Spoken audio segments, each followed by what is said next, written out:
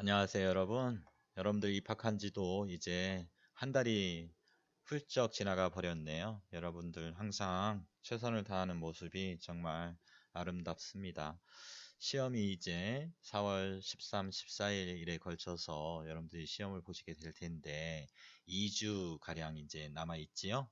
자, 그래서 여러분들 그 시험 준비에 조금이나마 도움을 드리기 위해서 영상을 촬영하고 있습니다. 오늘은 전자캐드 기능사 필기 기출문제 2011년도 4회 주요 계산 문제를 함께 풀어보는 시간을 갖도록 하겠습니다. 여러분 집중해 주시고 잘 한번 이해를 해 보도록 노력해 보세요. 지금 뭐 입학한 지 3월에 시작을 해서 지금 모든 교과목을 시작을 하고 있는데 아직 배우지 않은 부분들이 있잖아요. 그럼에도 불구하고 여러분들이 한 달가량 공부를 해서 시험에 도전한다는 자체가 정말 여러분들은 성공한 겁니다. 편안하게 마음 잡수시고 항상 도전하는 그리고 익숙해질 때까지 반복하는 그런 그 습관을 가지고 정진하시기 바랍니다. 자, 첫 번째 문제부터 풀어보도록 할게요. 자, 4번 문제입니다, 여러분. 자, 시료값이 10A라고 되어 있네요. 자, 여러분들이 문제를 풀 때는 항상 그 표기를 좀 해 주셔야 돼요. 그래서 시료값이 10A인데 뭐 시료 전압하면 V얼로 표시를 하고 시료 전류니까 I얼로 표시를 하면 되죠. I얼은 지금 10A다 이렇게 표시를 하는 거죠. 그 다음에 주파수가 60Hz래요. 그 다음에 주파수 프리퀀시 F는 60Hz다 이렇게 자 표시를 하고 이때 순식값을 표시를 해라 라는 얘기죠. 그래서 이 문제는 시료값과 최대값의 관계 그리고 각 주파수 오메가에 대해서 알고 있는지를 물어보는 단순한 문제입니다. 자, 그래서 그 사인파의 전류 순시값을 제가 한번 그려볼게요. 파형을. 자, 파형을 그리면 이렇게 그리는 거죠, 여러분. 자, x축은 시간의 함수, 시간의 식 오메가 t. 그다음에 y축은 전류죠. 자, 이게 그 전류고요. 단위는 암페어죠. 그래서 이런 파죠. 사인파 순식값을 표현하면 이렇게 자 이게 태블릿에 펜마우스를 이용하다 보니까 좀 매끄럽지 않지만 이해를 좀 해주세요. 자 얘의 지금 피그값 있죠. 여기 2분의 파이 되는 지점 여기가 2분의 파이 되는 지점이에요. 여러분 여기가 파이 여기가 2분의 3파이 그쵸? 여기가 2파이 되는 지점이죠. 자, 그래서 여기 2분의 파이일 때 최대값을 갖죠. 이때의 전류를 IM, 최대값 IM으로 이렇게 표시를 합니다. 그리고 이 사인파에 반복되는 구간에 걸리는 시간, 이걸 주기라고 한다고 그랬죠, 여러분. 자, 주기와 주파수는 반비례 관계에 있죠, 여러분. 자, T는 F분의 1, F는 T분의 1입니다. 꼭 알아두십시오. 주기와 주파수는 반비례 관계에 있습니다. 자, 그래서 요 파형을 우리가 시간에 따른 순시 값으로 표현하는 수식은 it는 im 그리고 이게 사인 커브잖아요, 여러분. 그래서 사인 오메가 t입니다. 요겁니다.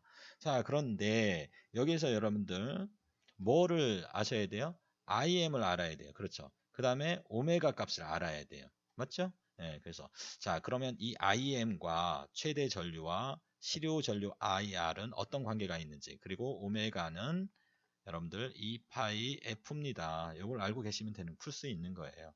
자, 그래서 여러분들이 어떤 이런 사인 커브에서 시료값, 그 다음에 평균값을 구하는 유도를 하는 방법은 제가 강의를 해 드렸는데요. 적분을 좀 하셔야 되잖아요. 그래서 그런 시험을 푸는데 60문제를 60분 안에 여러분들이 푸셔야 되잖아요. 그 시간 안에 수식을 유도한다는 것 자체는 참 그 낭비가 심한 거죠. 시간 할애에 있어서. 그래서 공식을 좀 외워 주셔야 돼요, 여러분들. 모든 시험에서 따라다니는 공식이에요. 그래서 자, 정리해 드릴게요. 꼭 외우세요. 별표 3개입니다. 자, 시료전압 VR은 루트 2분의 VM입니다. 최대 전압을 루트 2로 나눈 거예요. 그 다음에 평균 전압 VA는 파이분의 EVM이에요. 이걸 외우셔야 돼요, 여러분들. 전류도 마찬가지예요. 실효 전류 IR은 루트 2분의 최대 전압 IM입니다. 그 다음에 평균 전류 IA는 파이분의 EIM이에요, 여러분. 자, 요거만 알고 계시면 되는 거죠. 그래서 참고로 말씀드리면 평균값 IA는 어떻게 구해요, 여러분?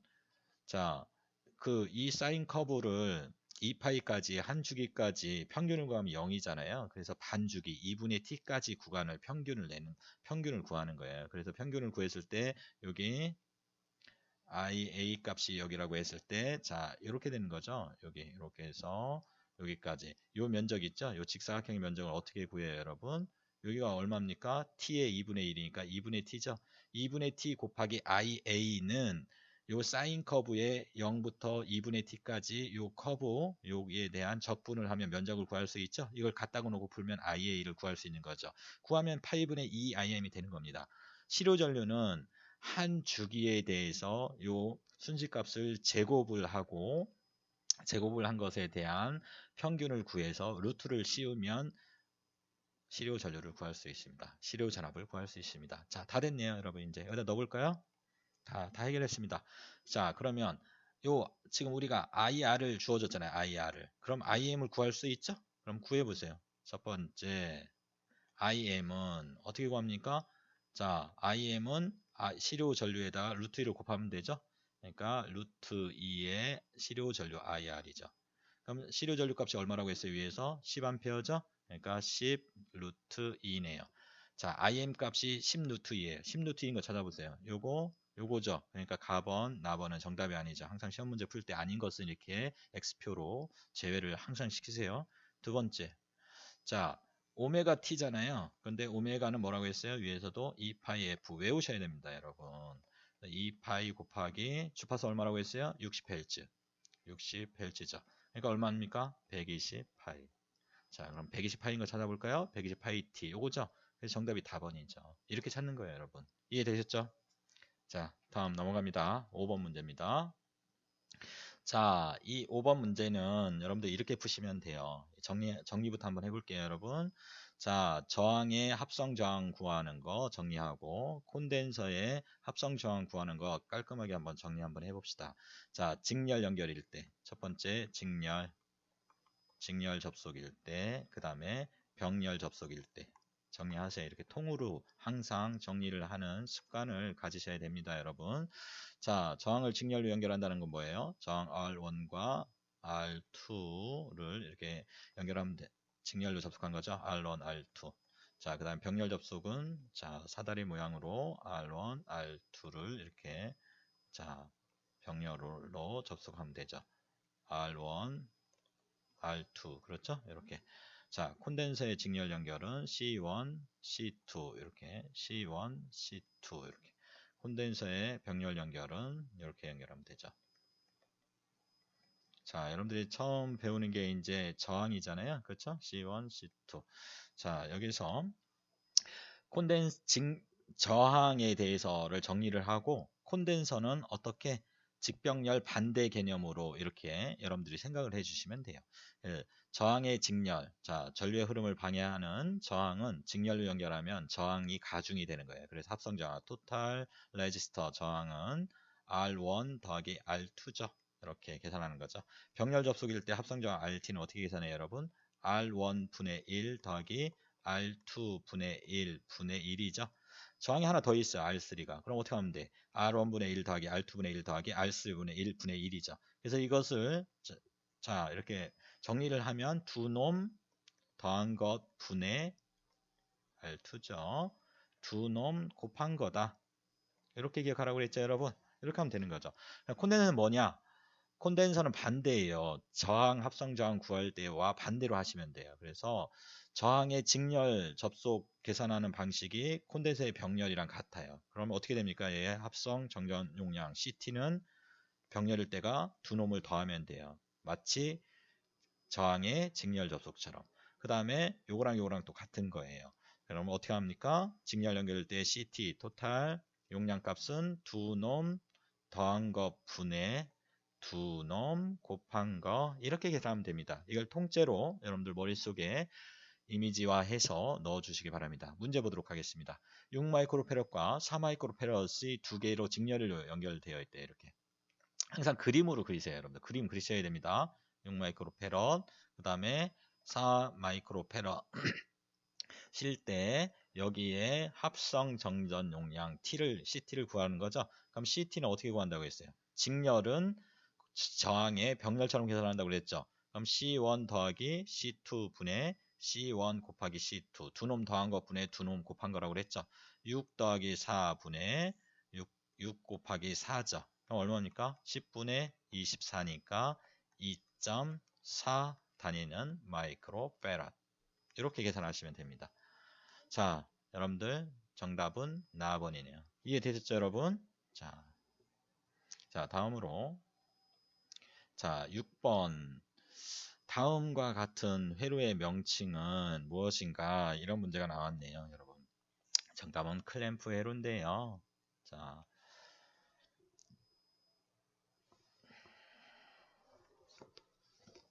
자, 여러분들이 이제 이런 것들을 좀 파형 정형 회로라고 해요. 정형이 뭐예요? 바꾸는 거죠.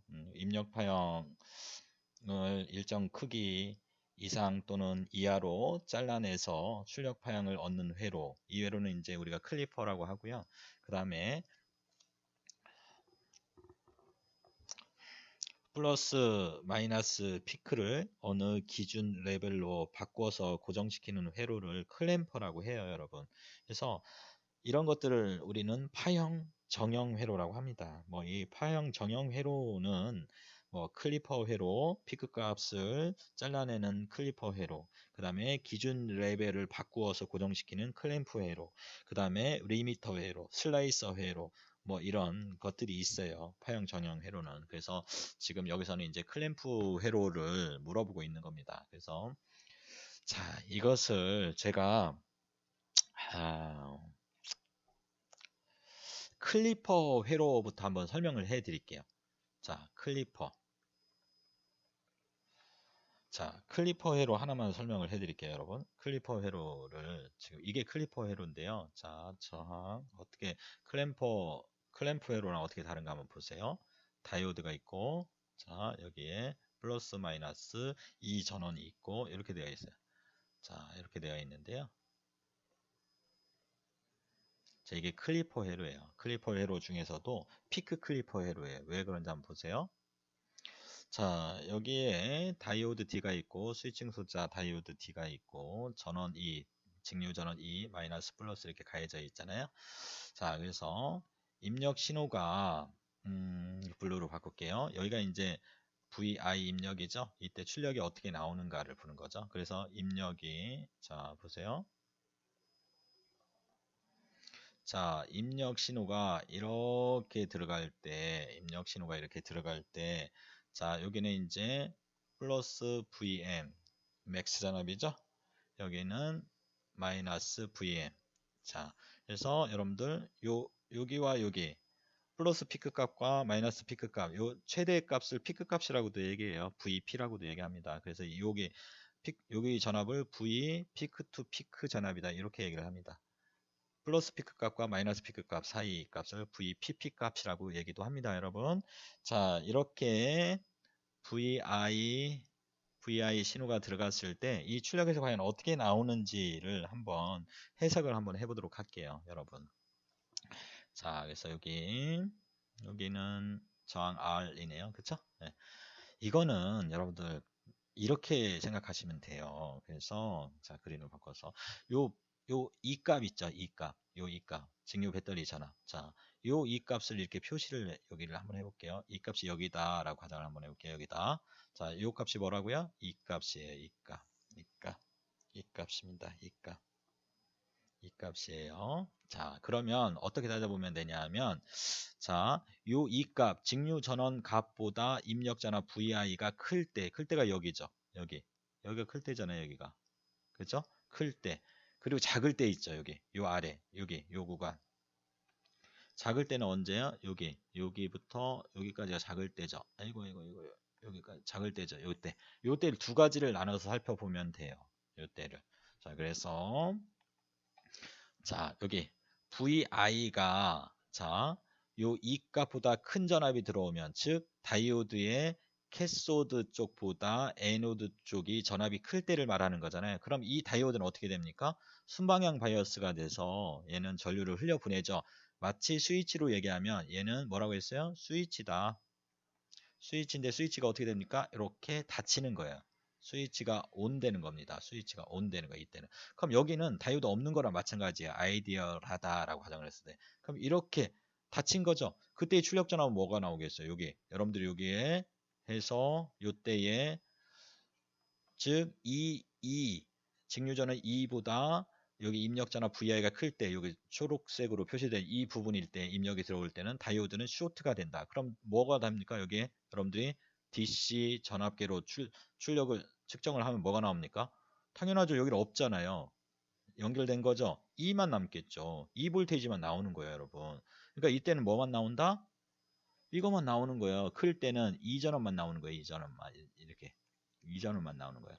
그럼 작을 때는 어떻게 됩니까? 반대로 VI 값이 작을 때는 어떻게 돼요, 여러분들? 여러분 파란색으로 해볼게요. 자, 요 VI 값이 여기 작을 때 있죠? 이 값보다 작을 때는 얘는 어떻게 돼요? 다이오드는 역방향 바이어스가 돼서 이때는 어떻게 돼요? 스위치가 오프되죠? 끊어진 거예요. 이게 없는 거랑 마찬가지예요. 이제 없어요.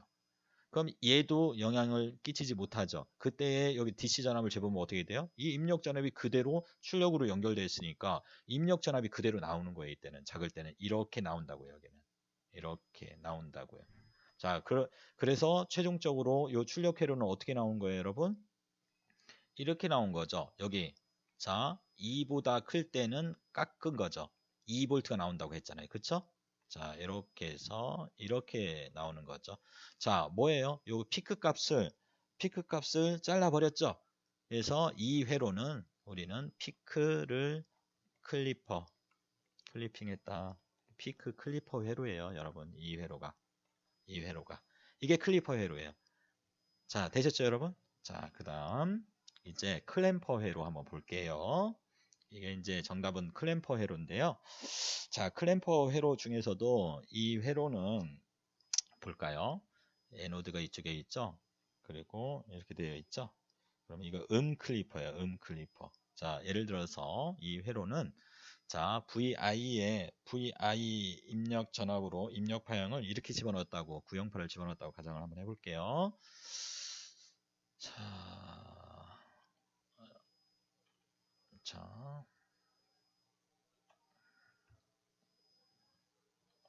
이거 잠시만요. 자, 입력 파형을 이렇게 집어넣었어요. 입력 VI를 이런 입력 파형을 뭘 집어넣냐면, 자, 여기가 피크값 V 플러스 VP1 여기가 마이너스 VP2라고 가정을 한번 해볼게요. VP2 그래서 어떤 파형을 집어넣냐면 이런 팔을 집어넣었어요. 자, 이런 팔을 집어넣었다. 입력으로 자, 이렇게 이런 팔을 집어넣었어요. 이런 팔을 집어넣었어요. 이게 입력 파형이에요. VI 입력 파형. 이때 출력이 어떻게 나오는가를 한번 보도록 하겠습니다. 자, 그래서 자, 여러분들 보시면 자, 여기 VP1에 플러스 값이 들어갔을 때를 한번 보세요. 플러스 값이 들어갔을 때 자, 플러스 VP1이 들어가면 VI에 어떻게 됩니까? 자, 이 다이오드는 어떻게 되죠? 자, 요 구간이죠? 요 구간을 1번이라고 할게요. 1번. 요 구간을 2번이라고 할게요. 그래서 1번일 때 한번 볼게요.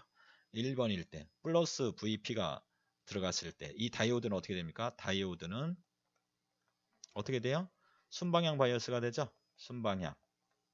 다이오드는 순방향 바이어스가 되죠. 순방향 바이어스가 되면 어떻게 된다고 했어요, 여러분? 스위치로 말하면 ON이 된다고 그랬었죠. 그럼 이 다이오드는 이렇게 되어 있는 것이 어떻게 됩니까? 그냥 연결됩니다. 이렇게 스위치가 닫힌 것처럼 마치. 자, 그럼 어떻게 돼요? 이걸 한번 그려볼게요. 플러스가 1번이 들어갔을 때 이 파형은 어떻게 됩니까? 이렇게 되는 거예요. 자, 이렇게.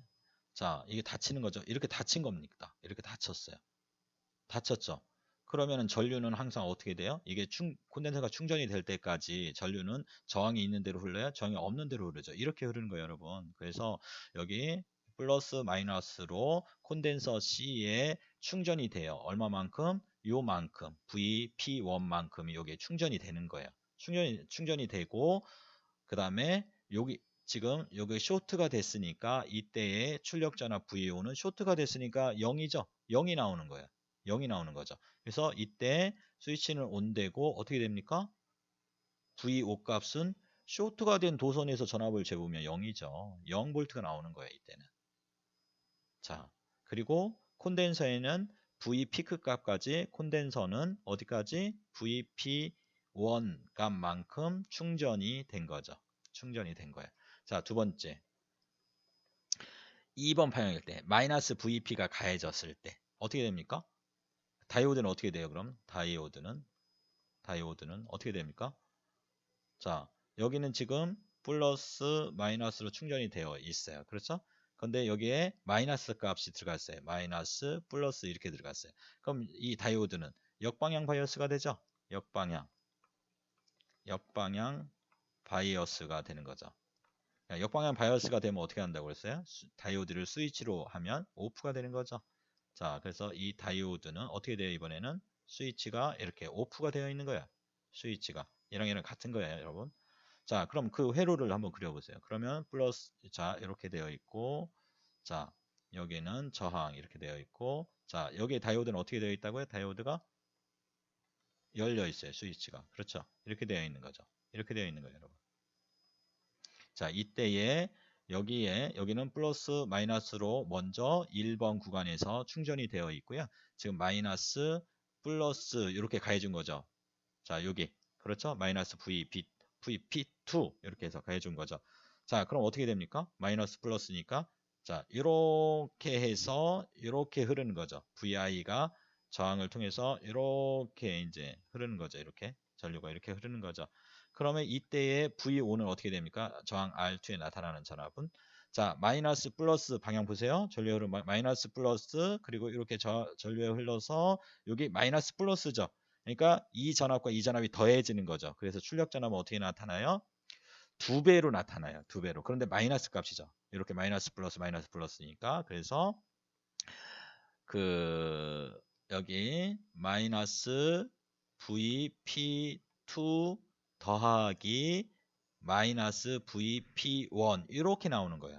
그러니까 마이너스 쪽으로 요만큼이 더 밑으로 내려오겠죠. 그럼 최종적으로 어떻게 나오는 거예요? 출력에서는 이렇게 나오는 거예요, 여러분. 이렇게 최종적으로 자 출력전압 VO는 어떻게 나와요? 하나 둘 이렇게 되면 자 레드로 해서 그려볼게요. 자 1번 구간에서 어떻게 된다고요? 0V죠 VO가. 그래서 여기 VP 있던 것이 밑으로 뚝 떨어져서 0V가 이렇게 나오는 거예요.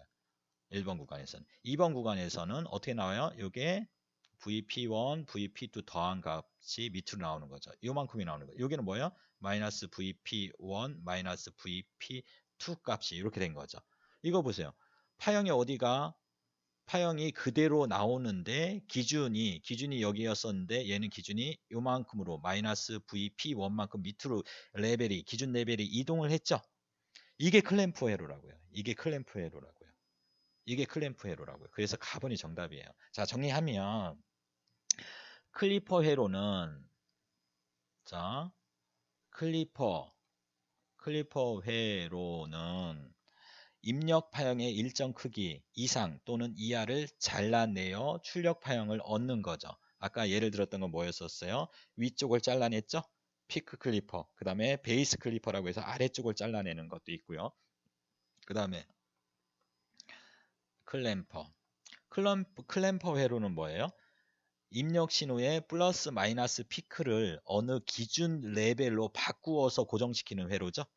그렇죠? 이게 클램퍼 회로예요. 그래서 양 클램퍼와 클램퍼가 있는데 지금 제가 설명드렸던 것은 기준 레벨이 0볼트로 고정하고 기준 레벨을 0볼트로 고정을 하고 부분으로 출력 파형을 만드는 클램퍼를 설명드린 거예요. 클램퍼를. 자, 양 클램퍼도 있겠죠, 여러분? 자, 양 클램퍼는 반대로 되겠죠? 여기가 위로 올라오겠죠, 이렇게. 자, 그래서 이것은 클램퍼 회로라고 해요, 여러분. 자, 설명이 좀 길었네요, 여러분. 조금만 집중해 주세요. 자, 다음으로 11번 문제 보도록 할게요. 11번 문제. 자, 그림과 같은 회로에서 저항 아래 값이 2옴이래요. 저항 아래 값이 2옴이면 이걸 이렇게 쓰셔야 돼요, 여러분들. 꼭 이렇게 쓰세요. 자, 쓰시고 숫자로만 나와 있으면 그림으로 회로로 그리고 회로에서 레퍼런스로만 나오면 value 값을 써주고 표시하고 전류의 흐름 이렇게 해야지 여러분들이 쉽게 문제를 해결할 수 있어요. 저항 R은 2옴이고요. 이때 3A 전류가 흐른대요. 항상 여기 마이너스에서 플러스 요 방향으로 전류가 흐른다고 그랬었죠. 요 I 값이 얼마라고요? 3A래요. 3A. 이때 전류가 흐르고 자, 저항 4옴의 값이 저항 R의 값이 4옴일 때 2A가 또 흐른대요. 2A가 흐른대요.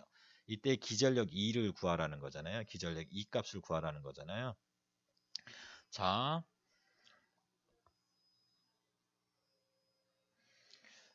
그림과 같은 회로에서 저항 R의 값이 2옴일 때는 3A가 흐르고 저항값이 4옴일 때는 2A가 흐른대요. 이때 기전력을 구하라는 공식이네요. 자, 잠시만요. 손님이 오셨네요. 자, 여러분, 이 문제는 처음 이렇게 보면 조금 당황스러울 수 있을 텐데요.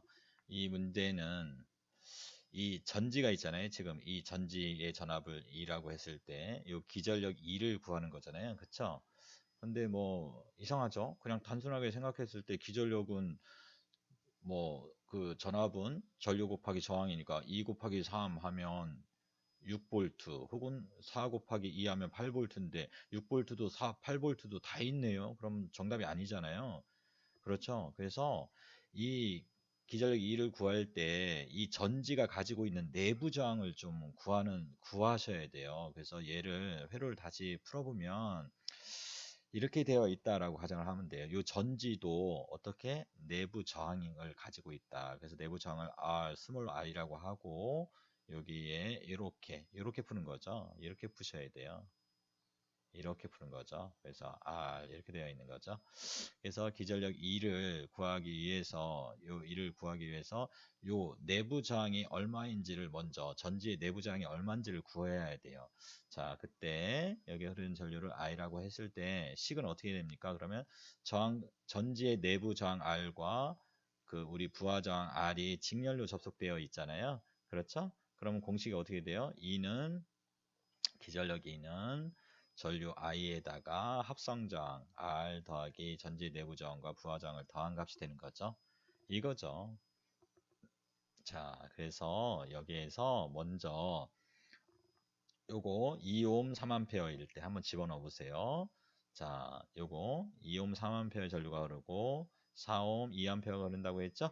그래서 이것을 1번, 얘를 2번이라고 했을 때, 자, I가 얼마 흘러요? 3A가 흐르죠? 3A 곱하기 R 더하기 얼마일 때? 2옴일 때. 요 값 있죠? 요 이 값은 얘랑 같은 거예요. 2번 어떻게 돼요? 2A가 흐르고 R 더하기 얼마예요? 부하장의 4옴이죠? 이거 갖다 놓고 풀면 돼요. 그럼 우리가 R을 구할 수 있어요. 내부 저항을. 그렇죠? 네, 그래서 이걸 풀면 3R 더하기 6은 2R 더하기 8이죠? 그래서 R을 이쪽으로 넘기고 6을 이쪽으로 넘기면 3R 빼기 2R이니까 R만 남죠? R은 8 빼기 6이니까 8 빼기 6이니까 2옴이죠? 다 됐네요. 그러면 기전력 구할 수 있는 거죠. 기전력 2는 여기 I가 얼마 흐른다고 했어요? 3A 흐른다고 했죠. 1번으로 해봅시다. 1번이나 2번 아무거나 하셔도 돼요. 전류 얼마입니까? 3A죠. 3A 곱하기 내부 저항이 2옴 더하기 이때의 부하 저항 얼마? 2옴이죠. 2옴이죠. 그럼 얼마입니까? 3, 4, 12V네요. 순간 당황할 수 있습니다, 여러분. 이거 주의해 주시고요. 자, 그 위에서 제가 그 사인파 교류 설명할 때 4번인가요? 그거 설명할 때 제가 그 오메가를 각주파수라고 했는데요. 오메가는 이제 그 여러분들 각속도라고 보시면 돼요. 각속도입니다. 정정합니다. 오메가는 각속도다. 그래서 주파수가 F인 교류파형에서 1초 동안에 진행되는 각도를 말합니다. 각도를 말합니다. 각속도예요. 그래서 이 오메가는 뭐라고 했어요, 여러분? 2파이 F라고 했죠? 2파이 F 레디안 퍼 세컨드입니다. 꼭 알아두시고요. 중요합니다. 네. 자, 이제 13번 문제 볼까요? 13번 문제에서 브릿지의 평형 조건은 요 대각선으로 곱한 값이 같을 때가 평형 조건입니다, 여러분. 그렇게 기억을 하시면 되겠고요. R1 곱하기 이렇게 대각선으로 이렇게 하셔서 R1 곱하기 R4는 R2 곱하기 R3입니다. 이때가 평형 조건이 되는 거예요, 여러분. 평형 조건.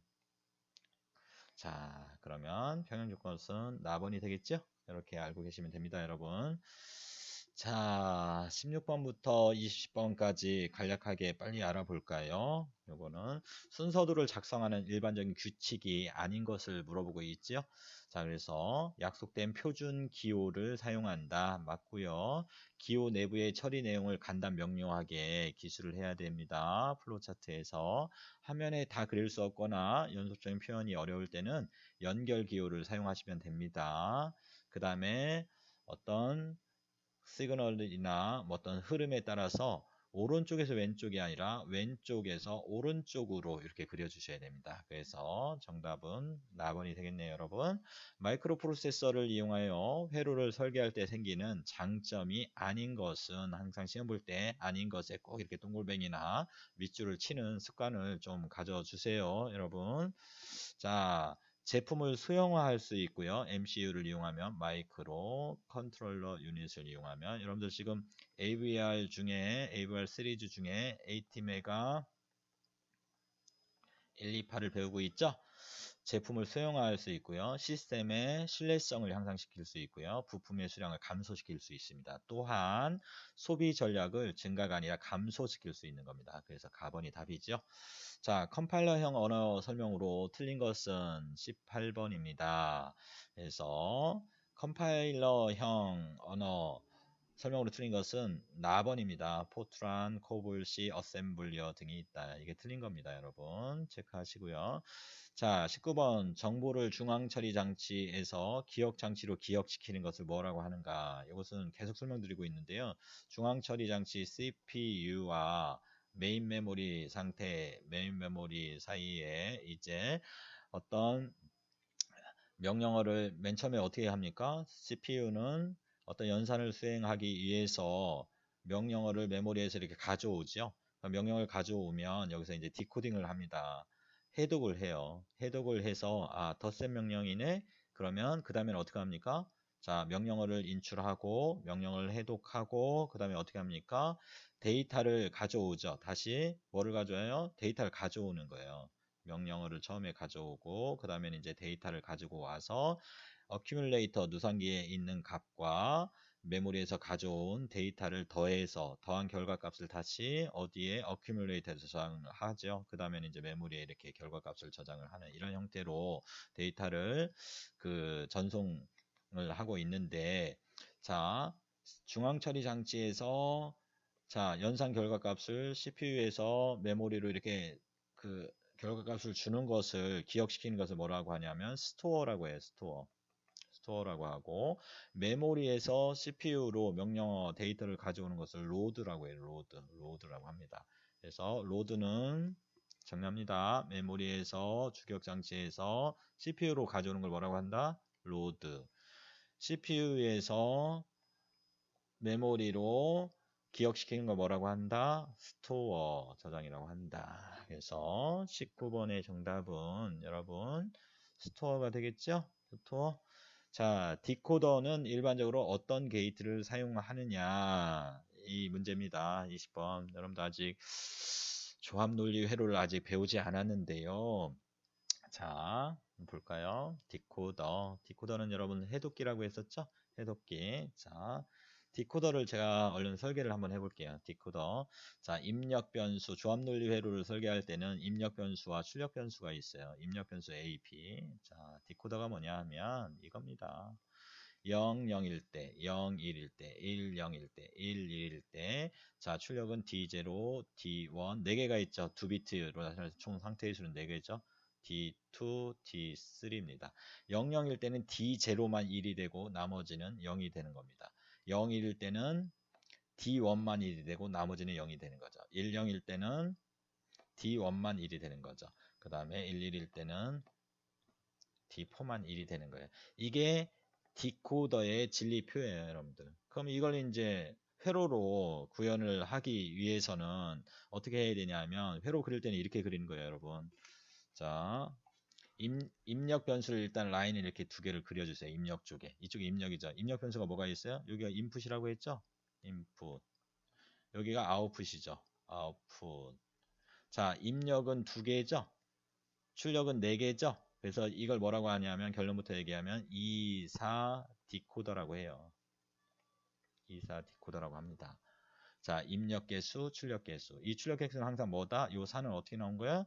2의 입력 개수의 누승제로 2의 4승은 4죠? 2의 2승은 4죠? 이렇게 나오는 거예요. 그럼 여러분들 3 무슨 디코더가 있겠어요? 얘기해 보세요. 그래요, 맞아요. 여기는 8이죠. 왜 8이에요? 2의 3승이니까. 이해됐습니까?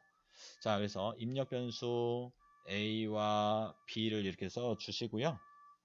그 다음에 출력 변수는 뭐가 있다고 했어요, 여러분? 하나, 둘, 셋, 네 개가 있죠. 뭐예요? 변수명이 D0, D1, D2, D3가 이렇게 있는 거죠. 여기에 이제 어떤 논리 게이트들의 조합으로 구성이 되어 있겠죠. 이게 조합 논리 회로라고 합니다. 그래서 이사 디코더는 해독기인데 이제 D0가 1이 나오면 아 입력이 00이 들어왔구나 이렇게 해독할 수 있는 거예요. D1이 1일 때는 아 입력에 0과 1이 들어왔다 이렇게 해독하면 되죠. 그래서 자 1일 때 D0가 1일 때 D0는 뭡니까? 1일 때 언제요? A, B가 00일 때죠. 자 이렇게 하고 그 다음에 여기에 요거는 A고요 여러분들 여기에 이렇게 해서 not 게이트를 하나씩 이렇게 그려주세요. not 게이트를. 그럼 여기는 뭐가 나온다고요? A가 나오고 여기는 A 바가 나오는 거죠. 그렇죠? 그럼 여기는 자 not 게이트를 하나를 통과를 시키면 여기는 뭐가 나옵니까? 아 이렇게 할게요. 자 여기는 B가 나오는 거고 여기는 B 바가 나오는 거죠. 자 요걸 가지고 그리시면 돼요. 자 그러면 D0는 뭡니까? A도 0이고 B도 0일 때죠. 그러니까 여기 A 바, B 바의 곱으로 AND 게이트로 이렇게 그려주면 돼요. 그 다음에 D1은 언제예요? D1이 1일 때는 A 바 B죠. A 바는 이거죠. A 바 그 다음에 B죠. B가 이렇게 해서 AND 게이트로 이렇게 묶여지면 됩니다. 자, 그 다음에 D2가 1일 때는 언제요? A가 1이고 B가 0일 때죠? 그러니까 어떨 때요? 이거는 이쪽으로 쭉 내려와서 A가 1이고 자, 그 다음에 B 바일 때죠? 요게 AND 게이트로 이렇게 묶여지는 거죠. 그 다음에 1일 때가 D3가 1일이죠? 그러니까 어디 있어요? 1일 때 여기죠? 1일 때, 그 다음에 요 1일 때 어디 있어요? 요 때가 1이죠? 요게 B죠, B. 얘가 B 바잖아요. 그렇죠? 요 때죠? 요 B가 이렇게 해서 AND 게이트로 이렇게 묶여주면 되죠. 요 때가 D3예요. 자, 그래서 이사 디코더는 여기에 NOT 게이트와 AND 게이트의 조합으로 만들어지는 거죠. 그래서 AND 게이트와 NOT 게이트다. 이렇게 여러분들이 보시면 돼요. 아시겠죠, 여러분? 자, 이게 이사 디코더에 관한 내용이에요. 이사 디코더. 이런 조합 논리 회로는 여러분들이 이제 그 뭐 이렇게 그렇게 어렵지는 않아요. 어떤 뭐 이전 값이 없잖아요. 그렇죠? 지금 현재의 어떤 입력 값에 대해서 바로 대응하는 회로를 조합 논리 회로라고 하고, 이전 값, 기억되어 있는 이전 것 값이 고려를 해야 된다고 하면 이것은 이제 순차 논리 회로라고 해요, 여러분. 그래서 순차 논리 회로가 조금 더 여러분들이 이제 해석하고 설계하기가 조금 어렵지, 조합 논리 회로는 기본 논리 게이트들에 대한 이해만, 뭐 이해라고 할 것도 없고, 자, 뭐 심볼이라든지 논리식이라든지 진리표 같은 것들만 잘 외우고 적용하시면 조합 논리 회로는 뭐 아주 쉽습니다, 여러분. 아주 쉬워요. 그렇게 보시면 됩니다, 여러분. 자, 그 다음에 자, 잠깐만요.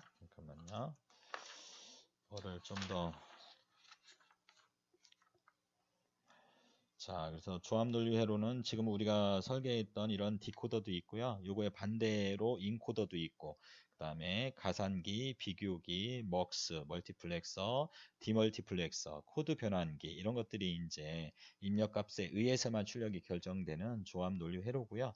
순서 논리 회로는 출력값은 지금 현재 입력값뿐만 아니라 이전 상태에 저장되어 있는 논리값에 의해서 결정이 됩니다. 그래서 순서 논리 회로는, 자, 기억 소자가 필요하겠죠? 기억 소자라고 뭐라고 했어요? 1비트 기억 소자가 플립플롭이죠. 그래서 플립플롭과 조합 논리 회로의 구성으로 이렇게 이루어집니다. 조합 논리 회로 플러스 기억 소자, 즉 플립플롭의 회로로 우리가 순서 논리 회로를 여러분들이 설계를 할 수가 있다는 거죠. 그렇게 정리하시면 됩니다, 여러분. 자, 다음. 마이크로 프로세서의 구성 요소가 아닌 것은, 계속 설명을 제가 컴퓨터 구조, 마이크로 프로세서 시간에, 마이컴 시간에 컴퓨터 구조에 대해서 거의 한 2주간 강의를 했었잖아요. 그래서 여러분들 잘 기억하라고 있으라고 누차 강조를 드렸죠. 그래서 마이크로 프로세서의 구성 요소는 누산기, 연산장치, 뭐 레지스터 이런 게 해당이 되죠. 답은이 아니죠. 자, 그 다음 클럭 펄스가 인가되면 입력 신호가 그대로 출력에 나타나고, 클럭 펄스가 입력이 되면 입력 신호가 그대로 출력에 나타나고, 클럭 펄스가 없으면 현 상태를 그대로 유지하는 플립플롭을 뭐라고 하는가 라고 물어보죠. 이게 D 플립플롭이에요, 여러분. D 플립플롭. D 플립플롭의 D는 뭐라고 했어요? 딜레이, 단순히 지연만 시켜주는 거죠. 입력을 그대로 클럭 펄스가 공급이 되면 그대로 출력이 되는 겁니다, 여러분. 아셨죠? D 플립플롭. 자, 얼레스 플립플롭, 이거 잘 알고 계셔야 되는데, 얼레스 플립플롭. 자, 알레스 플립플롭 이렇게 쓰지만 진리표를 그릴 때는 SR 이 순서대로 쓰는 거예요, 여러분. SR. 자, 꼭 알아주세요. 그 다음에 QN 플러스 1, 다음 상태의 값은 00일 때, 01일 때, 10일 때, 11일 때. 자, 00이면 S에도 0, R에도 0이 들어오면, 자, 이전 상태 QN, 이전 상태를 그대로 유지합니다. 변화가 없어요. 그 다음에 0일일 때는, 자, 여러분들 S의 알레스 플립플롭의 S는 셋의 의미예요. 셋. 그 다음에 R은 뭐의 의미예요? 리셋이에요. 리셋의 약자예요. 그래서 셋은 1로 만들어준다. 리셋은 0으로 만들어준다. 이 컨셉을 갖고, 자, S가 0이고 R이 1이잖아요. 그러면 리셋 되는 거죠. 1인 게 R이니까 리셋이니까 뭐가 돼요? 0이죠. 0으로 만들어준다고 했죠. 1, 0일 때는 S가 셋이잖아요. 셋을 만들어주니까 1이에요. 1, 0은 사용하면 안 돼요. 부정이에요. 부정. 자, 그래서 조금 얼레스 플립플롭 회로는 조금 불안한 입력값이 있는 거죠. 그렇죠? 그래서 이것을 개선한 것이 뭐냐 하면 JK 플립플롭이에요. JK 플롭. 그래서 JK 플립플롭, JK 사람 이름이에요, 여러분. 자, QN 플러스 1. 그런데 요게 사실은 요게 S고 요게 R이에요, 여러분. 얼레스 플립플롭이에요. 자, 그래서 블루 0, 0일 때 0, 1일 때 1, 0일 때 1, 1일 때 뭘 계산했다고? 요거를 계산했다고. 1, 1일 때. 자, 잘 보세요. 자, 0, 0일 때 뭐라고? QN, 전 상태를 그대로 유지한다. 자, 0, 1일 때는 뭐라고? 0, 1일 때는 뭐예요? 여러분? 보세요. 얼이 1이잖아요. 얼은 뭐라고 했어요? 리셋이라고 했죠? 그럼 0이죠, 뭐. 그 다음에 1, 0일 때는 뭐예요? 1이 셋이잖아요. 셋은 1로 만들어준 거죠. 그렇죠? 그리고 1일 때, JYK가 1일 때는 전 상태를 부정한 값이 나와요. 전 상태가 0이었으면 1이 나오고 1이었으면 0이 나와요. 이걸 뭐라고 한다고? 그 중요한 엄청나게 중요한 뭐라고 한다고? 토글이라고 한다고. 토글. 토글이 뭐다? 반전이다. 이게 엄청나게 중요해요. 이게. 이걸 계산을 해준 거죠. 그래서 여러분 제가 이걸 SR이라고 여러분들 기억하시면 RS 플립플롭을 그대로 따라오면 0이 1일 때 리셋이니까 0으로 만들어주고 1, 0일 때 셋이니까 1 만들어주고 이걸 그대로 따라오면 돼요. 그래서 여러분들 그거 헷갈릴까봐 제가 또 어떻게 기억하라고 했어요? JK 플립플롭회로에서 0, 1일 때와 1, 0일 때 뭘 따라간다고? J를 따라간다고. 자, 이렇게 해서 이렇게 외우라고 했었죠. 그 내면에는 이게 숨어져 있는 거예요. 이해되셨죠? 자, JK 플립플롭의 J와 K에 모두 VCC, 즉 전압으로 5V를 걸어줬을 때, 디지털 누리값 2를 걸어줬을 때 토글이 된다고 그랬었죠. 이렇게 만든 게 뭐라고? T 플립플롭이라고. T 플립플롭. 자, 이해되셨나요? D 플립플롭은 딜레이 지연시켜준 거. T 플립플롭의 T는 토글이다, 반전이다. 자, 여러분들 토글 스위치가 있어요. 토글 스위치가 이렇게 생겼는데요. 이렇게 되어 있어요. 그래서 자, 얘를 왼쪽으로 오른쪽으로 이렇게 하면 자, 이렇게 된 거예요, 여러분. 스위치가 이렇게 스위치가 이렇게 있어서 자, 이렇게 되어 있는 거죠. 이렇게. 자, 그래서 이 스위치를 왼쪽으로 하면 이렇게 연결이 되는 거고 오른쪽으로 이렇게 하면 이렇게 연결되는 거죠. 이게 토글 스위치예요, 여러분. 토글 스위치. 자, 되셨나요, 여러분? 자, 그 다음은 잠시 쉬었다 할게요, 여러분. 자, 여러분. 페리티 비트의 사용 목적에 대해서 물어보고 있네요. 정답은 LET 에러를 검사하는 기능을 가지고 있습니다. 페리티는 에러를 검사를 하고 있고요. 그 다음에 에러를 정정할 수 있는 기능까지 에러를 디텍트해서 에러를 발견해서 정정까지 할 수 있다. 이런 코드는 해밍 코드라고 해요. 여러분들 해밍 코드가 에러 정정까지 할 수 있는 코드고요. 페리티는 단순하게 에러가 발생이 됐는지 데이터 통신에서 에러가 발생됐는지 발생되지 않았는지를 점검하는 용도로 쓰입니다. 자, 여러분들 자, 제가 설명을 드릴게요. 이 페리티 비트는 두 개가 있어요. 짝수 페리티 비트와 홀수 페리티 비트가 있어요. 홀수 페리티 비트가 있어요. 짝수는 여러분들 영어로 2분이라고 해요. 2분. 홀수는 오드라고 해요. 오드. 자, 이거 단어 외우기 쉽죠? 짝수 2, 짝수 2분 2로 시작하죠. 2가 짝수잖아요. 오드 하면 이렇게 홀수죠. 네, 이렇게. 자, 우스갯소리입니다. 자, 그래서 이분 페리티와 오드 페리티가 있어요, 여러분. 그래서 여러분들 예를 들어서 아스키 코드 있잖아요. 네, 문자를 표현하는 컴퓨터에서 아스키 코드 표를 이렇게 보시면 대문자 A를 보시면 이게 어떻게 되어 있냐면 B7, B6, B5, 자 B4, B3, B2, B1 까지 이렇게 보시면 대문자 A를 아스키 코드 테이블을 제가 지금 보고 있는데요. 100, 100, 그 다음에 이쪽 라인으로 가보니까 0001 됐어요. 여러분들 디지털 공학책, 자, 이건 어디서 참고하시냐면 디지털 공학책 있죠? 디지털 공학책의 페이지 넘버 47에 보면 아스키 테이블이 있습니다. 아스키 테이블 참조하세요. 자, 대문자 A를 예를 들어서 송신을 예를 들어서 한다라고 가정을 해보세요. 몇 비트예요? 아스키 코드는 7비트라고 했었죠. 7비트죠? 자, B1부터 B7까지 7비트죠. 자, 이때 이 아스키 A를 송신을 하는 데 있어서 A만 이렇게 보내지 않고 이게 그 신호가 이렇게 보내는 거잖아요. 예를 들어 하이, 로, 하이 이렇게 데이터를 보내는 거잖아요. 이걸 이제 송신을 하는데 여기가 이제 통신을 할 때 여기 수신지에서 우리가 보낸 건 10000001인데 이런 시그널을 송신 쪽에서 보냈어요, 데이터를. 그런데 여기 이제 노이즈라든지 여러 가지 이제 신호의 통신 과정 중에 왜곡이 발생될 수 있잖아요. 그렇죠? 그래서 예를 들어서 받았는데 뭐 100000 1011 이렇게 받은 거예요. 신호를. 자, 이렇게 해서 이렇게 받았다고 가정을 해보세요. 근데 우리가 보냈을 때는 어떻게 했어요? 오류가 발생이 됐잖아요. 오류가. 그렇죠.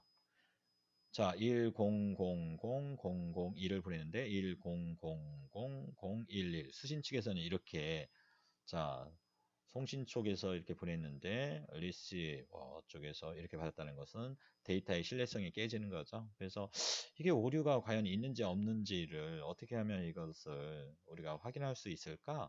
그래서 페리티 비트를 하나를 추가를 하자. 오류를 검사할 수 있는, 에러를 검사할 수 있는. 그래서 여기에 요 비트, 아이고 여기 이름이다. 여기 비트에 페리티 비트를 하나를 추가를 해서 보내는 거예요. 이렇게 보내는 거죠.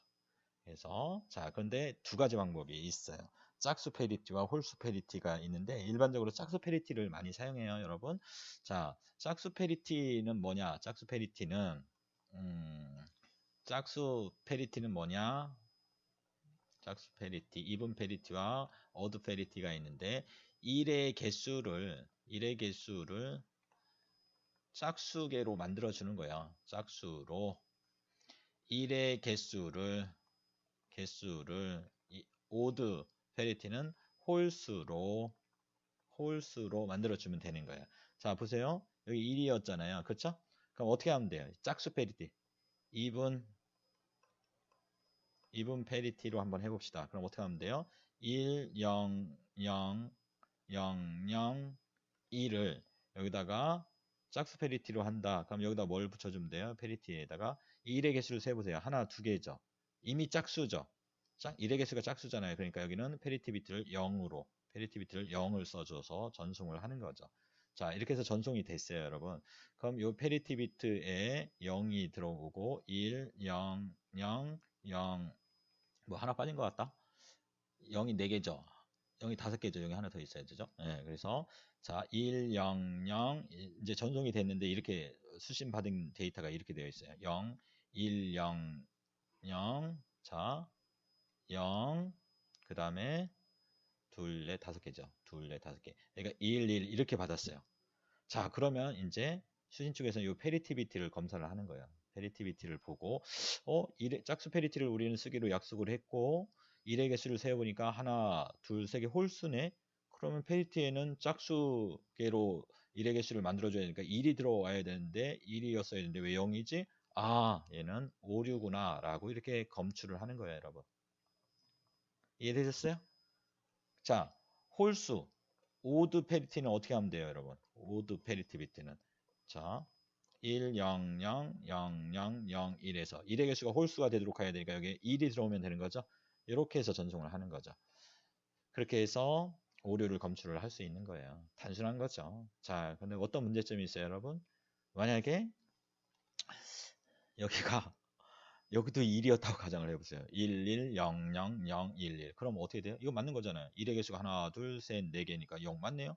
오류 없네요. 이렇게 되는 거죠. 그래서 다 여러 개의 비트가 에러가 발생이 됐을 때는 검출을 못한다는 그 단점을 가지고 있죠. 페리티 비트는 에러를 검사할 수 있는 겁니다. 자, 그렇게 보시면 되겠고요. 자, 여러분 페리티 비트의 사용 목적에 대해서 아시겠죠, 이제? 자, 에러를 검사하는 기능이다, 목적은. 그러나 한 비트 오류에 대해서는 우리가 디텍트 할 수 있지만 다수의 다중 비트 에러일 때에는 검출이 불가능하다라는 단점을 가지고 있죠. 예. 자, 26번입니다. 컴퓨터 CPU 중앙 처리 장치 내부에서 기억장치죠? 기억장치 메모리입니다. 메모리에서 정보를 호출하기 위해서 그 주소를 기억하고 있대요. 주소가 뭡니까, 여러분? 영어로 어드레스죠. 자, 그래서 기억하고 있는 제어용 레지스터는 뭡니까? 정답이 나왔네요. 문제 답이 나왔어요. 주소를 기억하고 있는 레지스터가 뭐예요? 주소 레지스터죠. 뭐. 그런데 어디에서? 기억 장치 내에서. 메모리 어드레스 레지스터. 뭡니까? MAR이죠. 그래서 메모리, 주소, 레지스터 답니다, 여러분. 자, 또 중요한 게 시험 문제 잘 나오는 게 프로그램 카운터라고 하는 거잖아요, 여러분. 그래서 자, 프로그램 카운터는 뭐라고 그랬어요? 다음에 인출할 명령어의 주소를 가지고 있는 레지스터라고 했었죠. 다음에 실행할 명령어의 주소를 가지고 있는 레지스터가 프로그램 카운터 PC입니다. 이것도 중요합니다. 시험에 잘 나오는 거죠. 여러분들 컴퓨터 아키텍처 구조 시간에 제가 여러 가지 설명을 해 드렸었잖아요. 그쵸? 예, 그래서 여러분들 잘 알아두시기 바랍니다. 자, 그 다음에 27번입니다. 주기억 장치를 보조 기억 장치와 주기억 장치와 보조 기억 장치를 비교 설명한 것 중 틀린 것은 반드시 맞는 것은 틀린 것은 체크하는 연습을 필요합니다, 여러분. 자, 데이터를 직접 처리한다. 주기억 장치를 보조 기억 장치와 비교했을 때 데이터를 직접 처리한다. 액세스 타임이 빠르다. 구입 단가가 높다. 맞고요. CPU가 간접 접근한다. 자, 주기억 장치에는 직접 접근합니다. 자, 그 다음에 28번 탄소막이 있어 도체의 전기적 흐름을 방해한다. 저항이죠. 방해한다. 저항이다. 저항입니다. 자, 그래서 28번의 정답은 저항입니다. 저항.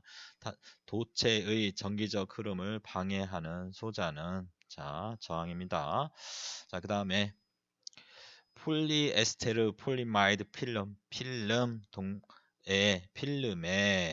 하면 이제 플렉시블한 거죠.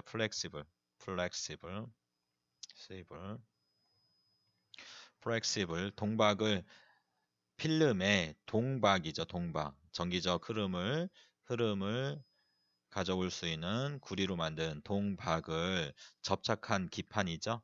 자, 그리고 절곡하여 휘어지는 플렉시블 그런 기판을 뭐라고 합니까? 플렉시블, 유연한 기판이다. 제가 그림을 여러분들께 보여드리려고 이미지를 찾아서 좀 넣어놨습니다. 여러분, 이게 플렉시블이에요. 여러분들 요즘에 이제 그 LED 조명이 있죠? 그래서 뭐 벽에 이렇게 그 광고판에도 많이 사용을 하는데 이런 플렉시블 PCB를 이용을 해서 많이 나타내고 있는 거 보셨을 거예요, 여러분들. 그래서 여기 양면 테이프가 뒤쪽에는 있어서 이렇게 여러분들이 원하는 곳에 이렇게 부착할 수 있도록 해놓은 거죠. 여기 이게 플렉시블입니다. 플렉시블.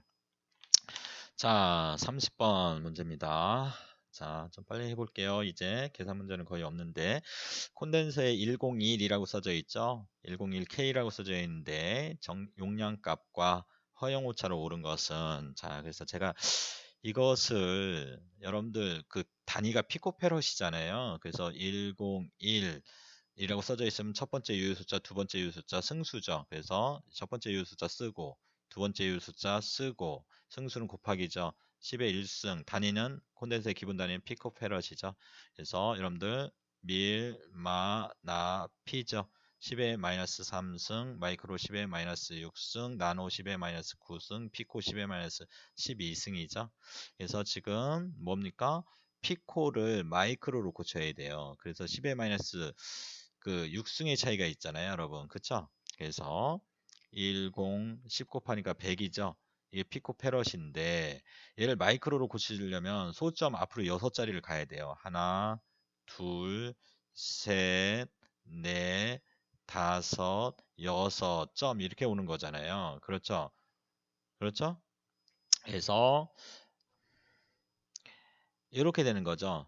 소점 오면은 하나, 둘, 그 다음에 셋, 넷, 다섯, 여섯 점 찍어야 되잖아요. 그래서 이걸 고치면 어떻게 돼? 0.0001 마이크로 페럿이 되는 거예요. 그래서 이거 제가 어떤 패턴이 있어서 101, 102, 103, 104 이렇게 해서 거꾸로 쓰라고 했죠. 4, 3, 2, 1을 4, 3, 2, 1. 자, 요거 가로 안에 쓴 것은 소점 유효 숫자가 나오는 시점을 제가 나오는 자릿수를 써놓은 거예요. 그래서 이거 어떻게 하면 돼요, 여러분들?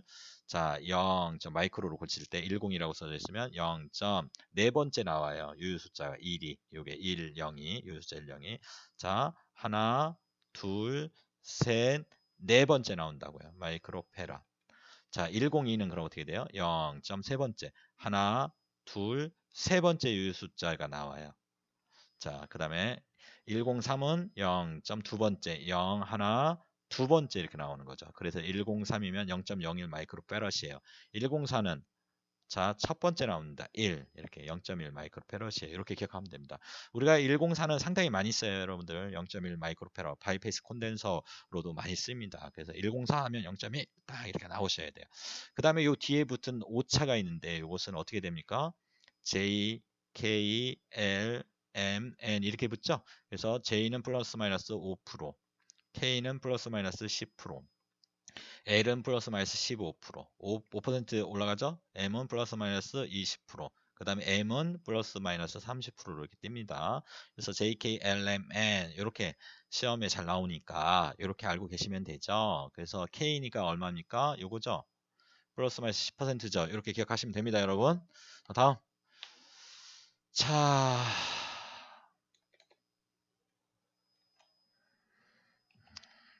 32번. 다음 중 일반적으로 전자캐드를 이용하여 할 수 없는 기능은 자, 전원을 표시할 수 있다. 맞죠? 부품의 심볼을 작도할 수 있다. 맞죠? 기판의 외형을 설계할 수 있다. 맞죠? 외형. 자, 뭐 다각형, 원형 다 할 수 있죠, 여러분들이. 자, 전자제품의 케이스 가공용 데이터를 출력할 수 있다. 이건 아니죠. 자, 다음과 같은 심볼은 뭐라고 하는가?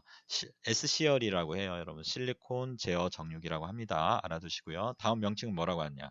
이 콘덴서잖아요. 콘덴서인데 이렇게 되어 있으니까 화살표로 되어 있으니까 가변할 수 있는 거죠. 가변할 수 있는데 콘덴서잖아요. 가변 콘덴서죠. 가변 저항기는 고정 저항인데 이건 고정 저항이죠. 가변 저항은 저항값을 바꿀 수 있는 variable resistor 해서 VR 혹은 potential meta 이렇게 하죠. 이게 가변 저항입니다. 자, 그 다음 35번 볼게요. 다음 중 극성을 갖고 있고 안정적인 대용량 전원 공급을 위해 사용되는 소자는 전의 콘덴서입니다. 자, 전자부품 선정 시 고려사항이 아닌 것은 자, 온도 특성 중요합니다. 외형 치수 중요합니다. 주파수 특성 중요합니다. 사용 유효 기간은 고려사항이 아닙니다. 다음 중 CAD용 소프트웨어로 사용 목적이 다른 것은 우리가 PCB 레이아웃을 할 수 있는 것은 CAD스타라고 하는 게 있고 PCAD가 있고 월CAD가 있습니다. 그 다음에 페이지도 있고요. 오토캐드는 기구 설계용이죠. 그래서 4번이 답입니다. 자, CAD 약어 중 뭐 옳지 않은 것은 CAM, Computer Aided Manufacturing 맞습니다. CAM. 여러분들이 이제 지금은 이제 그 컴퓨터 에이디드 디자인에서 CAD를 배우고 있잖아요. 그 다음에 이제 그 이 캠은 우리가 따로 공부하지는 않은데 우리가 이제 여기에서 여러분들이 캠 분야 쪽으로 이제 취업을 많이 나가기도 해요, 여러분. 그래서 이것도 이제 컴퓨터를 이용한 그 PCB를 제조하기 위한 데이터를 제조 공정에 맞게끔 여러분들이 그 작업을 해야 돼요. 그래서 그것을 캠이라고 해요. 그래서 여러분들은 캠 쪽으로도 이제 많이 이제 취업을 나갈 수 있으니까 관심을 갖고 한번 도전을 해보시기 바랍니다. DLC는 디자인 룰 체크죠? 네, 맞고요. KAE가 이게 틀린 답입니다. 에폭시가 아니라 E는 엔지니어링입니다. 엔지니어링. 자, 그렇게 알고 계시면 되겠고요. 자, 빨리 볼게요. 자, 41번 다음 중 각종 크기가 옳지 않은 것은 1GHz, 1GB, 1메가옴, 1피코페러 이렇게 되어 있잖아요. 그렇죠? 네, 그래서 자, 일단 기가 자, 이렇게 외우시라고 했죠. 때 이렇게 외우라고 했었죠. 그래서 K는 킬로, M은 메가, G는 기가, 얘는 테라죠. 10의 3승, 10의 6승, 10의 9승, 10의 12승 이렇게 해서 푸시면 됩니다. 자, 그 다음에 42번 제도의 척도 중 실물 크기보다 작게 그리는 것을 무엇이라고 하는가? 나번 축척이라고 합니다. 다음 회로도 설계 순서로 옳은 것은 회로도 설계 한번 스케매틱 한번 해볼까요? 어떻게 합니까, 여러분? 지금 오얼캐드, 페이지 다 여러분들은 배우고 계시는데, 자, 먼저 회로 도면을 디자인하고, 자, 부품의 참조번호, 레퍼런스 참조번호를 지정을 해야 되죠. 저항 같은 경우에는 뭐 R1, R2, C는 이게 레퍼런스예요. 레퍼런스 참조번호 C1, C2, IC 같은 경우에는 U1, U2. 자, 레퍼런스 번호 지정하고 도면에 오류 검사해야 되죠. 그 다음에 설계 도면 저장해야 되죠. 나번입니다. 47번 회로 도면의 작성에 대한 결과 파일이다. PCB 설계 입력, PCB 설계시 입력 데이터로 사용되는 필수 파일이다. 패키지명, 부품명, 네트 이름, 네트와 연결된 부품 핀, 네트와 핀, 부품 속성 등에 대한 정보를 갖고 있다. 이게 가장 중요합니다, 여러분들. 이걸 네트리스트 파일이라고 합니다. 네트리스트 파일. 자, 네트리스트 파일이 잘 만들어져야지 이것을 이제 PCB 레이아웃, 여러분들 PCB 아트웍을 하기 위해서 정보를 넘길 수가 있죠. 여기서 오류가 나면 여러분들은 다시 문제 해결을 하셔야 됩니다. 그래야지 PCB 에디터를 이용한 혹은 PCB 레이아웃을 이용한 PCB 아트웍을 할 수 있는 거죠. 자, 48번 두 도체로 된 전극 또는 금속 편 사이에 각종 유전 물질을 채운 부품은 캐패시터예요. 캐패시터. 자, 여기에 유전체를 여기다 집어넣어서 만든 것이 캐패시터입니다. 콘덴서입니다, 여러분. 자, 그 다음에 50번. 자, 계산 문제만 풀어주려고 했는데 어떻게 하다 보니까 여러분들 그 높아심에서 계산 문제가 아닌 것도 지금 같이 이렇게 좀 보고 있어요. 다음 회부터는 계산 문제 위주로 여러분들께 풀어드릴게요. 반도체 소자 동작 원리 중 반도체의 온도가 올라가면 반송자 캐리어라고 합니다. 수가 증가되어 도전율이 증가하며 저항이 작아지는 소자, 즉 온도에 따라서 저항값이 변화하는 소자를 뭐라고 하는가? 온도에 따라서 저항값이 변화하는 소자, 서미스터라고 합니다. 서미스터 알아주세요, 여러분. 자, 수정 진동자의 심볼로 알맞은 것은 여러분들 이거죠? 우리가 마이컴 회로에서 엑스탈 1, 엑스탈 2, AT메가 128에서 이 편이 있었잖아요. 23, 24, 24, 23번인가요? 뭐 이렇게 있었잖아요. 클럭 발생회로 어떻게 구성을 했어요? 설계를 했어요. 자, 이렇게 해서 크리스탈 16MHz 이렇게 달고, 자, 여기에 캐패시터 2개 C1, C2 이렇게 달아서 우리 설계했죠? 그렇죠? C1, C2 얼마? 20피코페러. 얼마? 20피코페러. 몇 메가헤르츠? 16메가헤르츠. 이거 크리스탈이에요. 이게 크리스탈. 되셨죠? 요건 캐패시터죠. 캐패시터인데 극성이 있는 거예요. 요것도 캐패시터인데 얘는 무극성, 얘는 유극성. 어디가 플러스? 왼쪽에 플러스. 자, 그 다음 얘는 고정저항, 저항. 얘는 트랜지스터. 트랜지스터인데 화살표 있는 데가 이미터, 화살표 없는 데 컬렉터. 여기가 베이스. 자, 베이스에 화살이 안 꽂혔으니까 NPN형 트랜지스터. PNP 트랜지스터는 베이스에 화살이 꽂히죠. 자, 이게 PNP 트랜지스터. 자, 이미터, 컬렉터, 베이스.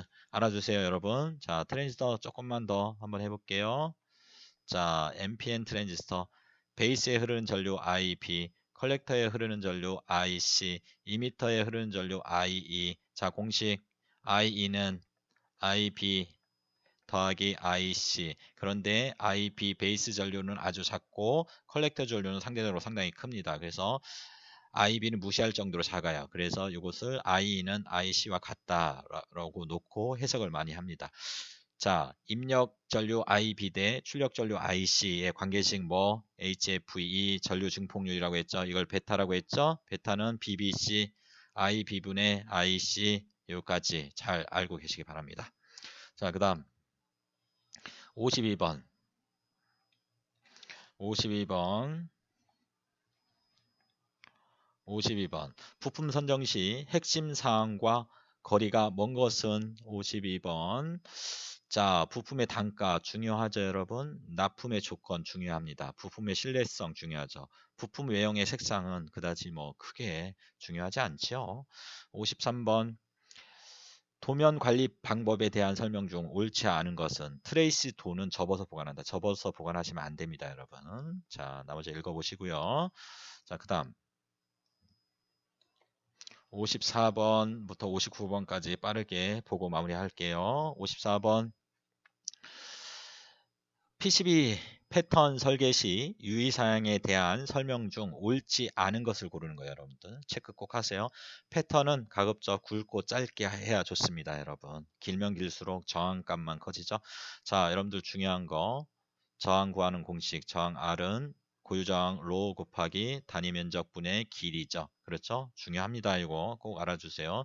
자, 이 고유 저항의 단위는 어떻게 됩니까? 로로 계산해 보세요. 로는 어떻게 되죠? L분의 A 곱하기 R이죠. 자, 이거 공식이 어떻게 돼요? 요거는 단위가 센티미터다라고 하면 면적은 센치 곱하기 센치 제곱이죠. 길이는 센치죠. 없애면 어떻게 돼요? 센치만 남죠. 얼의 단위는 뭡니까? 오음만 남죠. 그러니까 오음 센치 이렇게 되는 거죠. 자, 한번 알아두시고 기판의 하나의 접지점을 정하는 1점 접지 방식을 설계한다. 좋고요. 패턴 사이의 간격을 떼어놓거나 차폐시킨다. 좋습니다.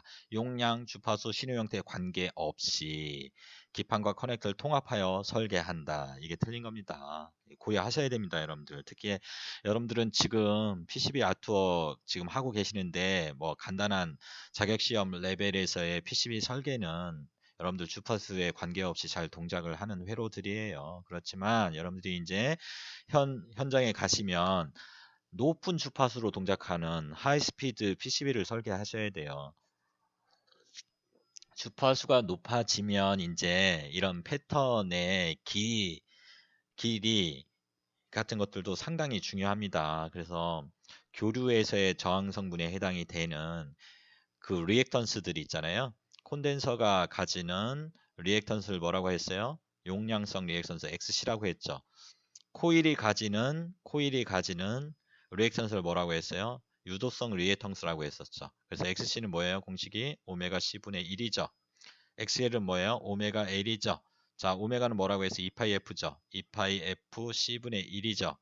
자, 오메가 L이니까 2파이 FL이죠. 자, 이제 이런 저항 성분이, 교류에서의 저항 성분이 주파수와 관계가 있네요. 그렇죠? 그래서 하이스피드에서는 상당히 중요합니다. 배선을 여러분들이 이렇게 라우팅을 이렇게 배선을 했잖아요. 이 배선이 뭐예요? 이 배선이 금속이잖아요. 금속 두 개가 평행하게 유지되어 있죠. 이게 무슨 역할을 해요? XC의 주파수에 대해서 콘덴서 역할을 하는 거예요. 그러니까 하이스피드 PCB 설계에서는 고려해야 될 사항들이 상당히 많아요, 여러분들. 그래서 공부를 좀 깊이 있게 하셔야 돼요. 자, 55번 보도록 하겠습니다. 다음 전자 소자 중 수동 소자는 수동 소자와 능동 소자는 어떤 전환을 인가를 했을 때 스스로 발진과 증폭을 할 수 있으면 능동소자라고 했었죠. 그래서 수동소자의 대표적인 게 뭐예요? R, L, C죠. 네, 그래서 수동소자는 지금 여기서 55번의 정답은 용량기라고 하는 콘덴서잖아요, 용량기가. 그래서 이게 수동소자고 나머지는 능동소자예요. 다이오드라든지 트랜지스터라든지 집적 회로가 여러분들 인테그레이티드 서킷 IC예요. 여러분들 IC 이제 조금 있으면 많이 사용할 텐데 듀얼 인라인 패키지에서 여기가 마킹 되어 있고 여기 1번, 2번, 3번 땡땡땡 여기 7번, 여기 8번 핀이 이렇게 시계 반시계 방향으로 어사인 되어 있습니다. 이게 14번에서 예를 들어서 7404에는 나트 게이트가 6개 들어있어요. 나트 게이트가. 자, 이렇게 되어 있죠. 이게 핀이 양쪽으로 나와 있죠. 이게 딥 타입이에요. 딥 타입. 듀얼 인라인 패키지 딥 타입이라고 합니다. 이걸 IC예요. 인테그레이티드 서킷이라고 합니다. 자, 아셨죠? 자, 아트웍 필름을 제작할 때 PCB 제조 공정상의 치수 변화를 보정하는 작업을 뭐라고 하나? 스케일링이라고 합니다. 스케일링. 56번은 스케일링입니다. 58번 고주파를 사용하는 회로도를 설계 시 유의할 점. 이 고주파라고 하는 게 뭐예요? 하이스피드 PCB라고 하는 거예요. 하이스피드. 주파수가 높으면 높을수록 속도는 빨라지죠? 빨라지죠? 그걸 하이스피드라고 해요. 하이스피드 고주파. 금방 설명드렸던 거예요, 여러분. 배선의 길이는 될 수 있는 대로 어떻게 해야 된다? 짧게 해야 된다고 그랬죠. 그렇죠? 배선이 꼬인 것은 어떻게 간주한다? 코일로 간주됨으로 주의해야 된다. 이거죠. 이거. 하이스피드에서 주파수에 따라서 코일 역할을 하는. 회로의 중요 요소에 대한 바이패스 콘덴서를 붙여줘야 됩니다. 자, 4번이 정답입니다. 유도될 수 있는 고주파 전송로는 다른 신호선과 평행하게 한다. 평행하게 하시면 안 돼요. 평행하게 하시면 안 됩니다. 평행하게 하면 XC 역할을 하는 거예요. 자, 여기 바이패스 콘덴서라고 하는데, 바이패스 하면 우리가 이제 바이패스라고 하는데 측로라는 뜻이 있어요. 옆길 뭐 이런 건데요. 이 바이패스 콘덴서는 예를 들어서 뭐 이렇게 노이즈를 이렇게 뭐 필터링 한다 이렇게 생각을 하시면 돼요. 그래서 여러분들 이제 PCB 설계할 때 회로도에 이 캐패시터가 없어도 다 붙여주는 게 좋아요. 그래서 예를 들어서 무슨 말이냐면, 자, IC 여러분들 PCB 설계하는데 IC가 이렇게 있어요. IC가 여러 개가 있어요. 예를 들어서 이렇게 IC가 있어요. 이렇게 IC가 딥 타입의 IC가 예를 들어서 이렇게 있어요. U1, U2, U3가 있어요. 그래서 자, 여기가 1번이고 여기가 7번이고 여기가 14번이고 예를 들어서 여기가 8번이다. 뭐 이렇게 있잖아요. 이렇게. 자, 여기 IC가 이렇게 있다. 자, 그래서 여기도 14번, 여기 7번, 14번이 있다. 그래서 IC마다 이제 전원을 공급해야 되잖아요. 그래서 이 IC가 U1, U2, U3 모두 14번이 VCC고 7번이 그라운드라고 가정을 한번 해볼게요. 그래서 여기에서 이제 그 전압이 이렇게 공급이 된다라고 한번 가정을 해보세요. 여기 정전압 AC 7805를 하나를 달았어요. 자, 그래서 여기에 이렇게 7805 해서 요게 이제 여기서 VCC 전원을 공급을 해요. 자, 이쪽 이제 전원회로가 이제 전원회로의 정전압 회로 부분만 제가 좀 그렸어요. 그래서 전압을 이제 여기 5V를 이렇게 출력을 해 주었다. DC 5V. 그래서 여기 VCC 5V가 가해진다라고 한번 가정을 해 보세요. 그럼 이게 여기도 VCC니까 이렇게 연결되는 거죠. 14번에 이렇게 전원을 공급해 주기 위해서 5V를 이렇게 공급해 주는 거죠. 그 다음에 얘는 이제 그라운드인 거죠. 그라운드. 그렇죠? 7번이 그라운드라고 했으니까 그라운드 이렇게 연결된 거죠. 자, 그런데 여기에서 전원이 항상 이렇게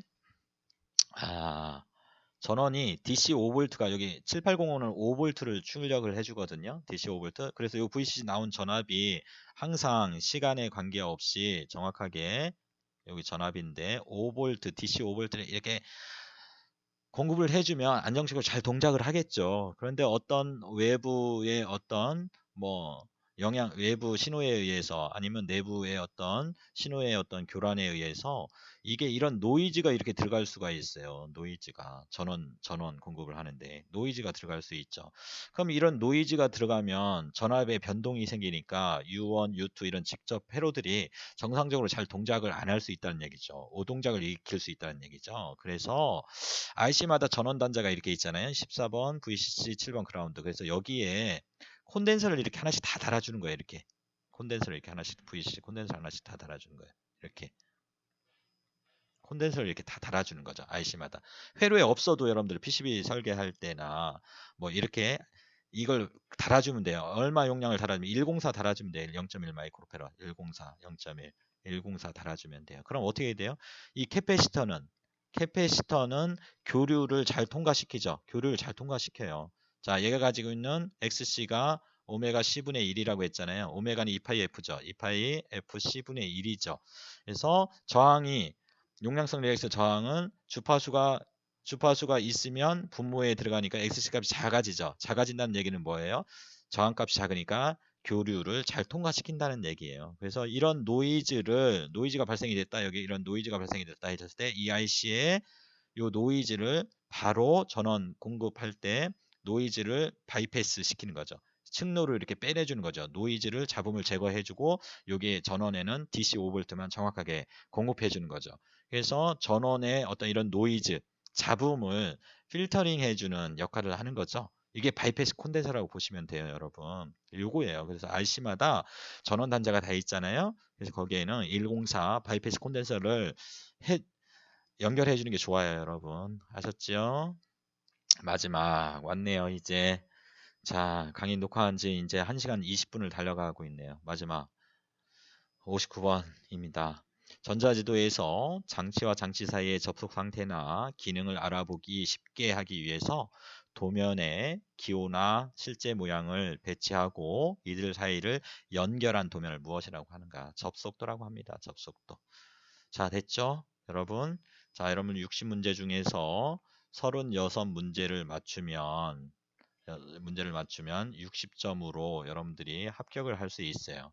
여러분들이 지금 그 입학한 지 한 달 지났고요.